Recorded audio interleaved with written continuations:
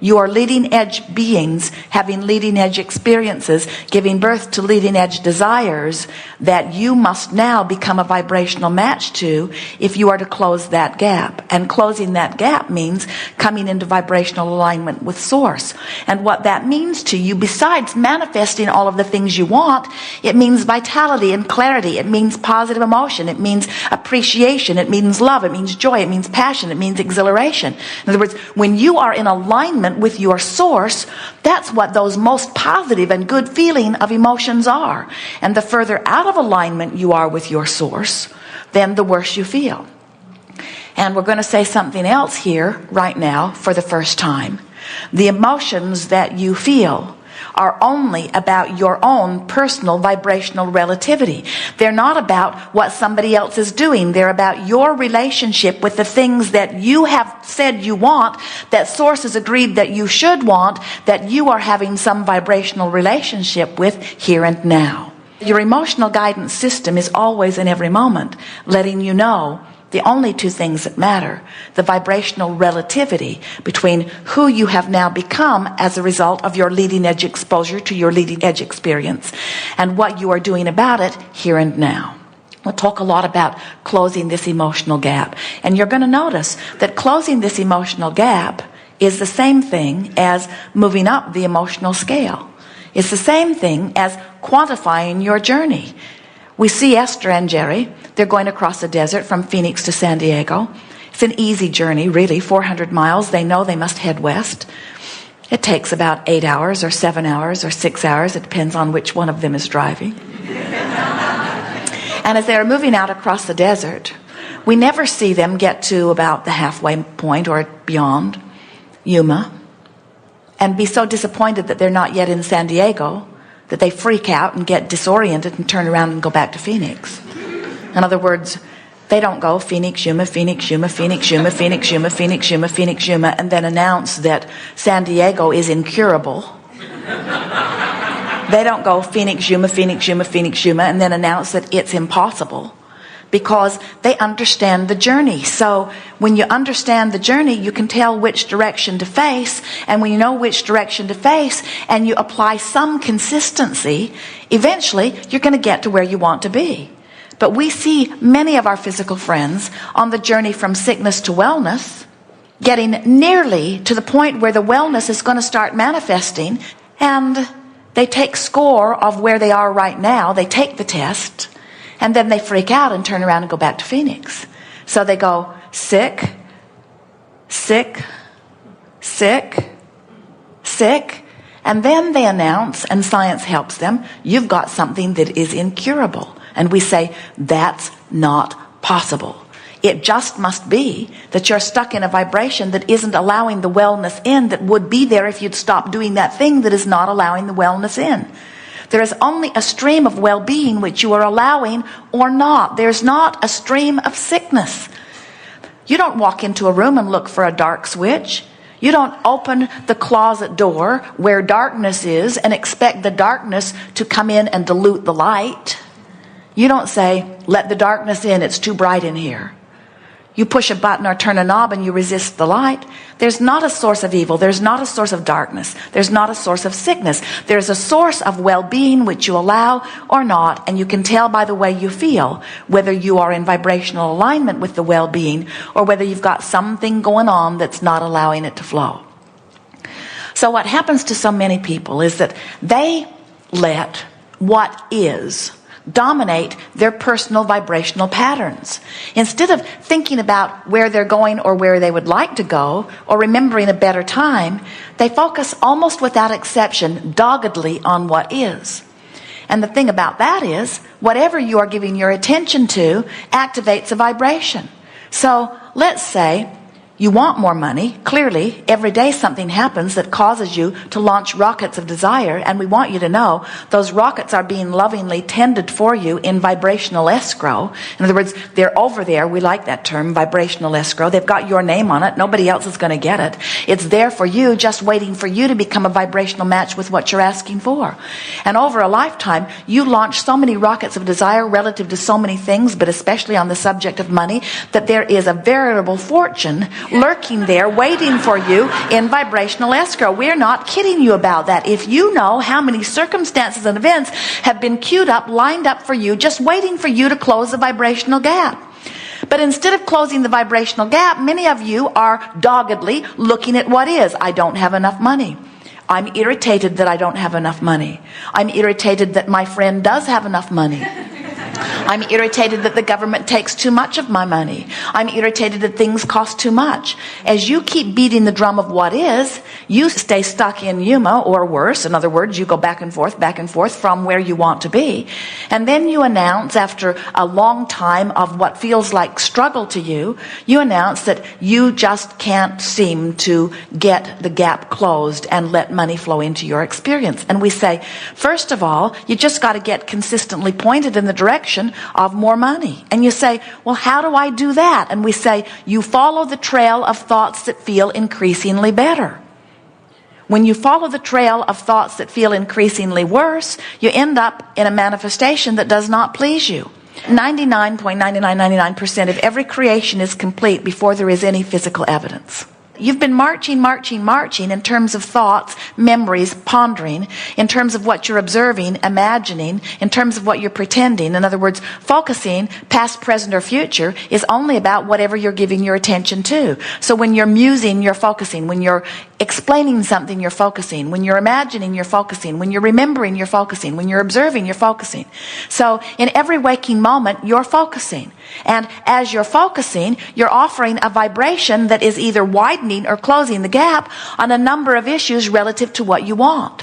Every subject is two subjects, what is wanted and lack of it. So when you pick up the subject stick called health, on one end of it is wonderful well-being, and on the other end of it is not wonderful, but horrible sickness.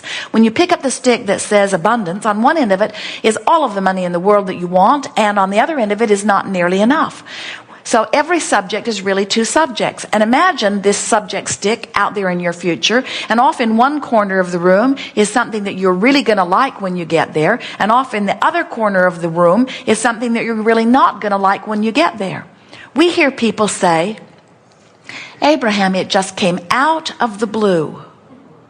And we say, no, it didn't. It didn't just come out of the blue. You've been consistently marching in the direction of it. It's just that 99.99% of everything is complete before there's any physical evidence. So you've been offering a vibration that was contrary to where you wanted to be and what you wanted to live and how you wanted to experience life. And finally, the manifestation just caught up with you, and it feels like it just came out of the blue because you've been unaware of which corner you were marching toward with your complaining, with your noticing things that are not going the way you want them to go.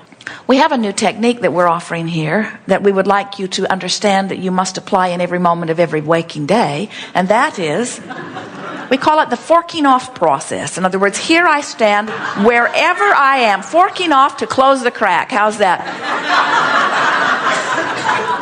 Here I stand wherever I am on any subject in the world, and I'm having a moment where I'm offering thoughts and having emotional responses to the thoughts that I'm offering. As you stand here having your moment and you care about how you feel, then your tendency is going to be to reach for the best feeling thought that you can find.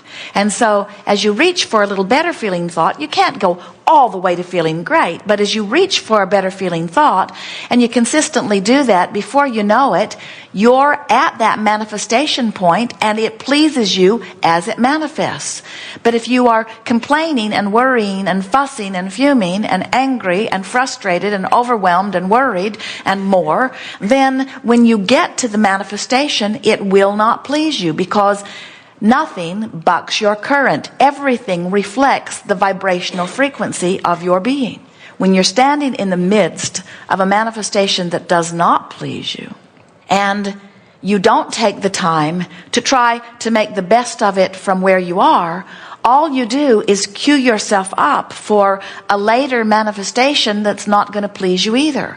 Where if you are cognizant of where you stand and how you feel, and you make even the slightest effort to find the wouldn't it be nice if, or step back into a broader view and acknowledge that my life always works well, or, well, what's our next plan? What will we do?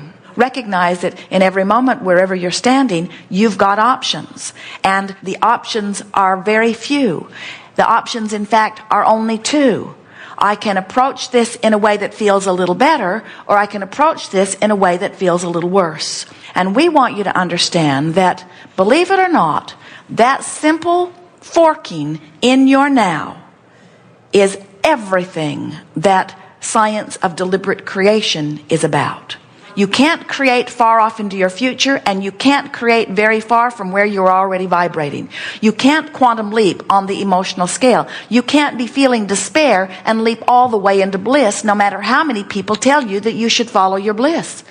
You cannot move quickly up the emotional scale on subjects that you've been practicing any more than you can set your radio dial on 6:30 a.m. and hear what's being broadcast on 98.7 FM. The frequencies have to match up, you see.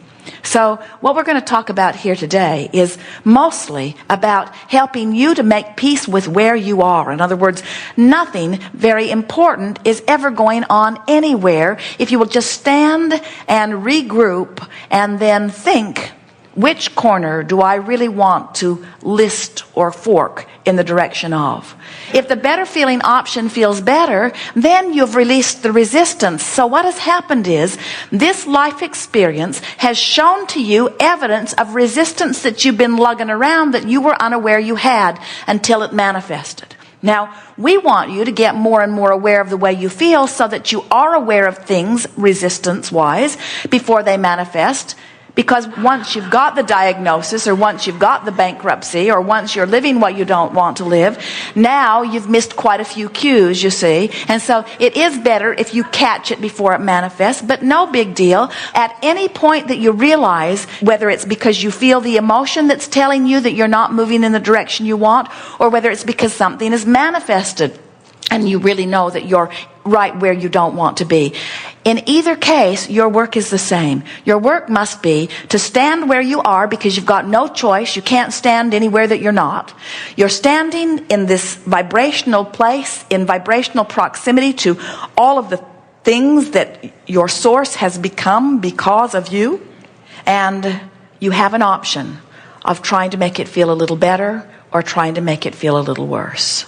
And as you consistently try to make it feel a little better, what happens in a very short period of time is that you clean up your vibration relative to so many things, because life is pointing your resistance out to you every day in oh so many ways. And as you make the effort to improve the way you feel just a little bit, you change your vibrational attitude. You change your vibrational emitting.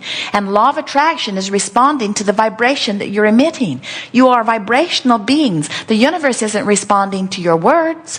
The universe is responding to your vibration. The universe is literally responding to the vibration that is the reason for the way you feel. So, your vibration is the reason for the way you feel.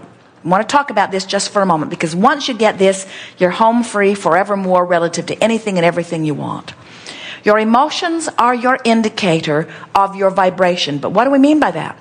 Your emotions are your indicator of the vibrational relativity between who you have really become and who you are letting yourself be in this moment.